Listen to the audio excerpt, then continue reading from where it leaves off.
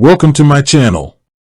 Today we will be talking about who is eligible to open a Vanguard Cash Plus account. The Vanguard Cash Plus account is a type of brokerage account that's designed to function as a high-yield savings alternative.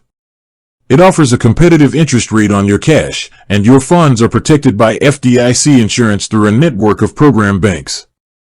So, who can open one? To be eligible for a Vanguard Cash Plus account, you must be a U.S. citizen with a U.S. mailing address. You will also need to provide personal information such as your social security number and your employer's name and address. The account can be opened as an individual account with one owner or a joint account with two or more owners. There is no minimum to open the account, and no minimum balance is required to maintain it. While it has many benefits, keep in mind that it's not a full replacement for a traditional checking account. You cannot write checks or use an ATM or debit card with this account.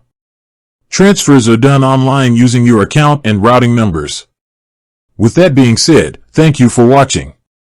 For more finance videos, kindly check my page. Please like, share, comment, and subscribe to my channel.